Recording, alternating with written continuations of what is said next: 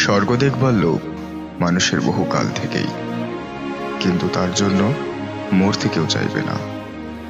তাই মানুষ পৃথিবীর বুকে স্বর্গের অস্তিত্ব খুঁজে বেড়াতে লাগলো।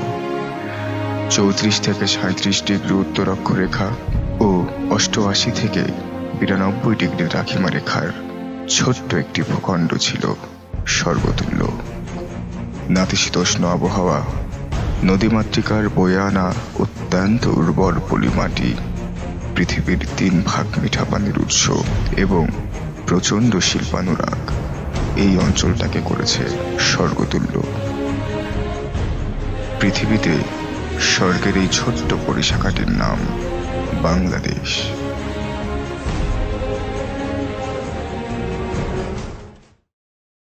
শুরু থেকেই এই দেশের ওপর ছিল বর্তমান সময়ের কথিত বিশ্বমোড়লদের লোলুপ দৃষ্টি। কখনো পর্তুগিজ, কখনো ফরাসি, কখনো ডাচ আমাদের স্বর্গে ভাগ বসাতে চেয়েছে। অবশেষে ব্রিটিশদের কাছে আমরা 200 বছরের জন্য স্বাধীনতা হারাই। বিভিন্ন বিপ্লব, ত্যাগ ও তিতিক্ষার পরে ব্রিটিশদের কাছ থেকে আমরা ফিরে পাই কাঙ্ক্ষিত স্বাধীনতা। দ্বিজাতি তত্ত্ব অনুসারে এই বাংলা হলো মুসলমানদের জন্য একটা আলাদা ভূখণ্ড, পাকিস্তান।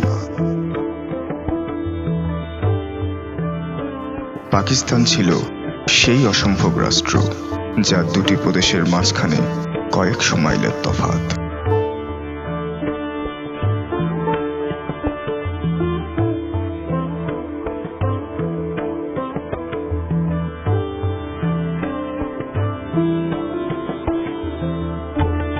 পশ্চিম পাকিস্তান ও পূর্ব পাকিস্তানে তাই দেখা দিল হাজারো রকমের বৈষম্যের সম্ভাবনা। শুধু ধর্মের নামেই যুক্ত ছিল রাষ্ট্র দুটি। এছাড়া এদের ভাষা, সংস্কৃতি থেকে শুরু করে প্রতিদিনের খাবারের মধ্যেও ছিল পার্থক্য। ক্ষমতায় ছিল শুধু পশ্চিম পাকিস্তানের লোকেরা, তাই পূর্ব পাকিস্তান হল বৈষম্যের শিকার। পূর্ব পাকিস্তানের জনসংখ্যা কিংবা অর্থনৈতিক পটভূমি পশ্চিম পাকিস্তানিদের চেয়ে অনেক বেশি ছিল। তারপরও ক্ষমতার জোরে পশ্চিম পাকিস্তানিরা আমাদের রাজনৈতিক, অর্থনৈতিক ও সামাজিকভাবে পঙ্গু করে রেখেছিল। তাই প্রথম আঘাত তারা হানল আমাদের শিকড়, আমাদের সংস্কৃতিতে। আমাদের মাতৃভাষা বাংলার পরিবর্তে উর্দুকে করার চেষ্টা করা হলো। আকাশবাণীর রবীন্দ্রসঙ্গীত পূর্ব পাকিস্তানে নিষিদ্ধ করা হলো। তাই পাকিস্তানিদের সাথে আমাদের 23 বছরের ইতিহাস হচ্ছে প্রতিবাদের ইতিহাস, আমাদের আন্দোলনের ইতিহাস। 52-তে মাতৃভাষার জন্য প্রাণ দিতে হয়েছে। 69-এ গণঅভ্যুত্থানে বাঙালির রক্তে আরো একবার রাজপথ রঞ্জিত হয়েছে। অবশেষে 1970 সালে এলো সেই কাঙ্ক্ষিত নির্বাচন।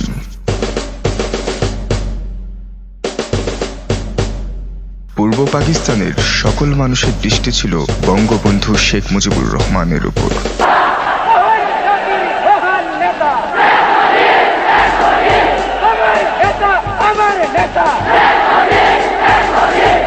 তিনি বিপুল ভোটে জয়লাভ করলেও পশ্চিম পাকিস্তানিরা বিভিন্ন কারচুপি করে তার কাছে ক্ষমতা হস্তান্তর করতে অস্বীকার করে। তাই তিনি 1971 সালের মার্চ মাসের 7 তারিখে একটি মহাসমাবেশে বলেন, তোমাদের উপর কাছে আমার অনুরোধ রইল, প্রত্যেক ঘরে ঘরে দুর্গ গড়ে তোলো। তোমাদের যা কিছু আছে তাই নিয়ে শত্রুর মোকাবেলা করতে হবে এবং জীবনের তরে রাস্তাঘাট যা যা আছে সবকিছু আমি যদি হুকুম দেবার নাও পারি তোমরা বন্ধ করে দেবে। আমরা ভাতে মারবো, আমরা পানিতে মারবো। তোমরা আমার ভাই, তোমরা বেড়াকে থাকো, কেউ তোমাদের কিছু বলবে না। বঙ্গবন্ধুর এই ডাকটি সারা দেশে ব্যাপক সাড়া ফেলেছিল। প্রত্যেক ঘরে ঘরে প্রকৃত অর্থেই দুর্গ গড়ে তোলার মানসিক প্রস্তুতি নেওয়া হচ্ছিল। এরকম হাজারো অজানা গল্পের একটা গল্প। এবং তোমাদের যা কিছু আছে তাই নিয়ে প্রস্তুত থাকো। মনে রাখবা, রক্ত যখন দিয়েছি, রক্ত আরো দেব। এদেশের মানুষকে মুক্ত করে ছাড়বো ইনশাআল্লাহ। এবারে সংগ্রাম আমাদের মুক্তির সংগ্রাম, এবারে সংগ্রাম স্বাধীনতার সংগ্রাম। জয় বাংলা। শেখ সাহেব কি কোনো কিছুর ইঙ্গিত দিলেন? ইঙ্গিত কই বাবা, উনি তো পরিষ্কার বলেই দিলেন, এরপরে যদি কোনো সংগ্রাম হয় সে সংগ্রাম হবে স্বাধীনতার জন্য সংগ্রাম। আমার মনে হয় এবার আমাদের পশ্চিম পাকিস্তান থেকে আলাদা হওয়ার একটা সম্ভাবনা আছে। আরো কি বললেন শুনলি? কি? রক্ত যখন দিয়েছি, রক্ত আরো দেব। তার মানে এই সংগ্রামে আরো অনেক রক্ত ঝরতে পারে। এর মানে কি? হ্যাঁ, আমিও তাই ভাবছি। যুদ্ধ? হ্যাঁ বাবা, এবার আমাদের অধিকার আদায়ের জন্য যুদ্ধ করতে হতে পারে। আমি অত রাজনীতি বুঝি না। যুদ্ধ আবার কার সাথে যুদ্ধ? ওই পশ্চিম পাকিস্তানিরা কখনোই আমাদের ছিল না মা। ওরা সব সময় আমাদের ব্যবহার করে ফায়দা লুটেছে। ওদের বিরুদ্ধেই যুদ্ধ করতে হবে। আমরা তো যুদ্ধ চাইনি। যদি এমন কিছু হয়, এর শুরু তো ওরাই করেছে। কেন 69-এ ওরা আমাদের উপর গুলি চালায়নি? এই তো সেদিন ওরা হুমকি দিল, পূর্ব পাকিস্তানের কেউ আসলে কসাইখানা হবে অ্যাসেম্বলি। এছাড়া গায়ের জোরে দেশ চালানো, নিয়ম বলে কিছু নেই। আমি অত কিছু বুঝি না। তোমরা আবার অত যুদ্ধ করো না যেন। আমরা সাধারণ মানুষ, আমরা কি অস্ত্র নিয়ে যুদ্ধ করতে পারি? মা, যতই ভয় পাও না কেন, আমি তো জানি এরকম কোন পরিস্থিতির সৃষ্টি হলে তুমি আমাকে বলবে যুদ্ধে যেতে। আমরা যাই হই না কেন, কাপুরুষ নই। Today killed 50 people and injured more than 100 others in separate clashes. Several hundred persons have already been killed in East Pakistan over the past 3 weeks as the West Pakistani-dominated army tried to enforce martial law. Pakistan's leader, Sheikh Mujibur Rahman, of treason and ordered the army to take any steps necessary to restore the authority of the government. A clandestine radio station calling itself the Voice of Independent Bengal broadcast that Rahman has declared East Pakistan an independent nation.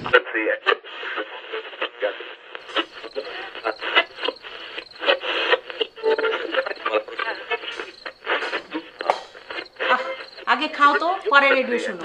বাবা, বাবা খবর শুনছো? পরে খবর শুনবে, আগে খা। খাচ্ছি। কি হয়েছে জানো?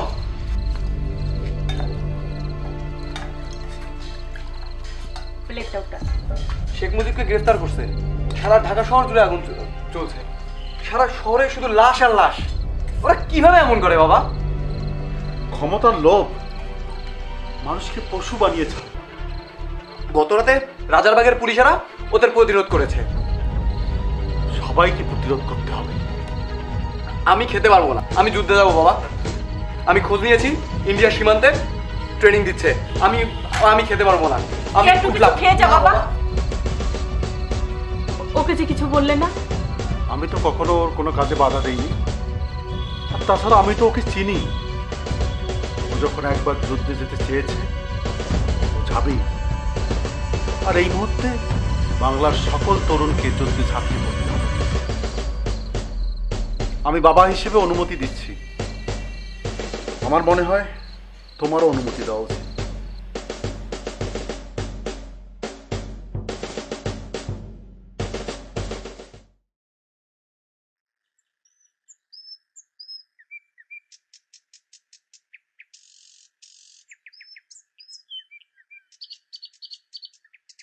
কই টিপু, তাড়াতাড়ি আয়, সন্ধ্যার আগে পৌঁছতে হবে। আসছি, হয়ে গেছে মা। আর না। কই টিপু, আয়। আসছি বাবা। এই তো আমি তৈরি। কিন্তু তুমি কোথায় যাচ্ছ? আমি একজন ব্রিটিশ আর্মির প্রশিক্ষিত সৈনিক। ছেলে যুদ্ধে যাবে আর আমি ঘরে বসে থাকবো? আমিও যুদ্ধে যাব। আমার হাতে যদি একজন পাকিস্তানি মরে, তাহলে আমার প্রশিক্ষণ হবে সার্থক। আমি যাবই। কিন্তু বাবা, আমার কথাটা শোনো। আমাকে বোঝাতে এসো না। দেশটা তো তোমার একার নয়। শোনো,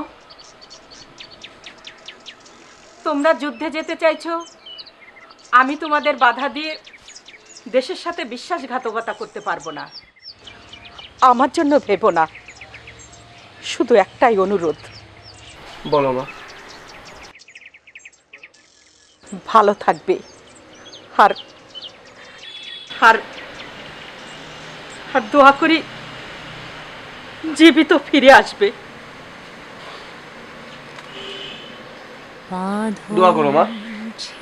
চলো বাবা। ছেড়ার হয়েছে কাল, হয়েছে কাল, হয়েছে কাল, হয়েছে কাল, বাঁধন ছেড়ার হয়েছে কাল, হয়েছে কাল, হয়েছে কাল, হয়েছে কাল, জোয়ার এসেছে গণসমুদ্রে, রক্ত লাল, রক্ত লাল, রক্ত লাল, পূর্ব দিগন্তে সূর্য উঠেছে, রক্ত লাল, রক্ত লাল, রক্ত লাল, জোয়ার এসেছে গণসমুদ্রে, রক্ত লাল, রক্ত লাল, রক্ত লাল, বাঁধন ছেড়ার হয়েছে কাল, হয়েছে কাল, হয়েছে কাল, হয়েছে কাল, বাঁধন ছেড়ার হয়েছে কাল, হয়েছে কাল, হয়েছে কাল, হয়েছে কাল, জোয়ার এসেছে গণসমুদ্রে। এভাবেই শুরু হলো সেদিনের টিপু মুন্সি ও তার বাবার যুদ্ধযাত্রা। এত উঁচা নিচা রাস্তা, মনে হয় বর্ডারের কাছাকাছি এসে গেছি বাবা। সাইকেলটাকে তো একটা ঝামেলা মনে হচ্ছে। চলো কাউকে দিয়ে দেই। বিদেশ বুভিয়ে এসছি, হাতও ফাঁকা, যদি বিক্রি করা যেত। তাহলে চলো দেখি সামনে কোনো বাজার আছে কিনা। চলো। কিন্তু ওই যে একটা লোক আসতেছে, ওনাকে জিজ্ঞাসা করি। এই যে ভাই, জ্বালাইয়া দিলি কেন রে প্রাণ কোকিলা রে আমার। এটা কোন জায়গা? তো সেটাই, আপনারা কি জয় বাংলা থেকে আইছেন? হ্যাঁ। আশেপাশে কি কোনো বাজার আছে? সামনে গেলেই দেখতে পারবেন।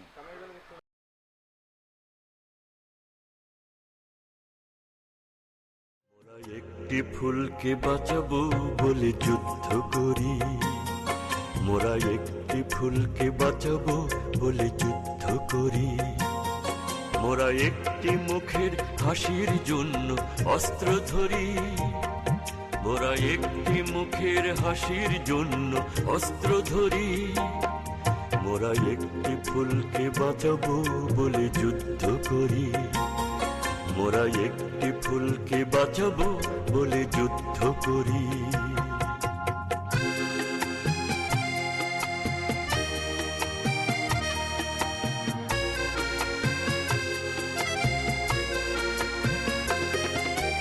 যে মাটির চির মমতায় আমার অঙ্গে মাখা, যে মাটির চির মমতায় আমার অঙ্গে মাখা, যার নদী জলে ফুলে ফলে মোর স্বপ্ন আঁকা, যে মাটির চির মমতায় আমার অঙ্গে মাখা, যে দেশের নীল অম্বরে মনে মেলছে পাখা, সারাটি জনম সে মাটির দানে। বাবা ব্রিটিশ আর্মির প্রশিক্ষিত সৈনিক হওয়ায় যুদ্ধের অনুমতিপত্র পেতে খুব একটা বেগ পেতে হয়নি টিপুর।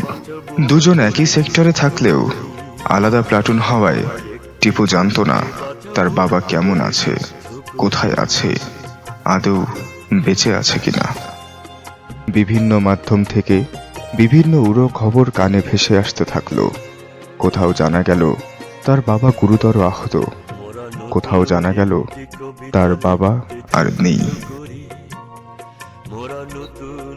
বিভিন্ন আশঙ্কায় দিন কাটতে থাকে টিপু মুন্সির, কিন্তু এক মুহূর্তের জন্যও ভেঙে পড়েনি সেদিনের এই মুক্তিযোদ্ধা।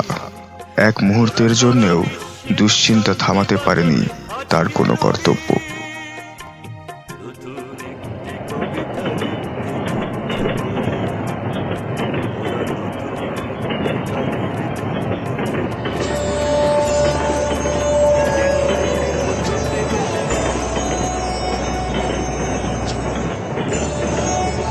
চাচা আমরা কই যাচ্ছি?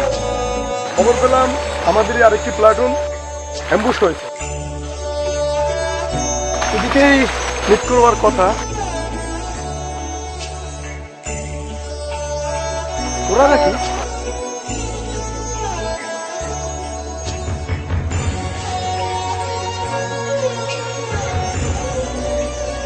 চারপাশে যুদ্ধের ভয়াবহতা ও নৃশংসতা শুধুই তার বাবার জন্য দুশ্চিন্তাটাকে বাড়িয়ে দিয়েছে।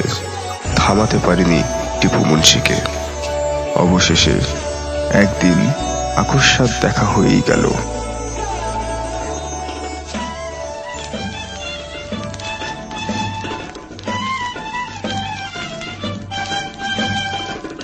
এই কি করতেছো? এভাবে না, চোখ থাকবে সামনের দিকে, হাত থাকবে শক্ত, ঠিক আছে?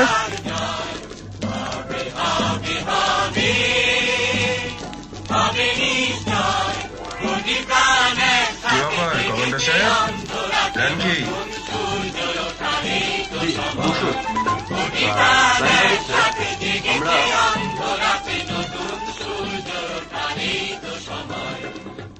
ভাই আপনাকে বাইরে একজন বয়স্ক লোক ডাকতেছে।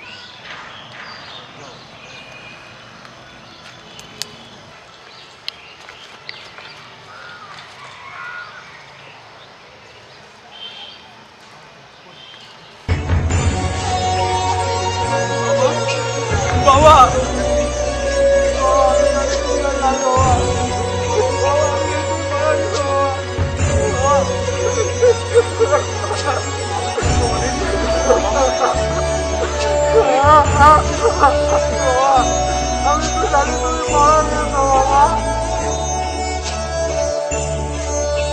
টিপু মুন্সি, তার বাবা ও অসংখ্য মুক্তিযোদ্ধাদের অবদানে আমরা পেয়েছি সোনার বাংলা। স্বাধীন হয়েছে বাংলাদেশ।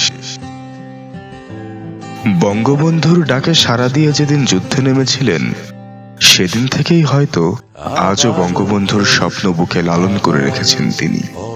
স্বপ্ন আজও আগের মতো আছে, শুধু বদলে গেছেন স্বপ্নদ্রষ্টা। তাই মাননীয় প্রধানমন্ত্রী শেখ হাসিনার নেতৃত্বে আজও অক্লান্ত পরিশ্রম করে যাচ্ছেন তিনি। জনগণের ভোটে রংপুর 4 আসনে নির্বাচিত সংসদ সদস্য তিনি। স্বরাষ্ট্র মন্ত্রণালয় সম্পর্কিত স্থায়ী কমিটির সভাপতি, একই সাথে অর্থ মন্ত্রণালয় সম্পর্কিত স্থায়ী কমিটির একজন সদস্য তিনি। বাংলাদেশ আওয়ামী লীগের বর্তমান কেন্দ্রীয় কমিটির অর্থ ও পরিকল্পনা বিষয়ক সম্পাদক তিনি। আমাদের সকলের ভালোবাসার মানুষ টিপু মুন্সি আজও রাত দিন অক্লান্ত পরিশ্রম করে যাচ্ছেন জনগণের জন্য। ৭১-এর বীর মুক্তিযোদ্ধা, আমাদের মহান নেতা ও রোটারিয়ান টিপু মুন্সিকে জানাই সহস্র সালাম।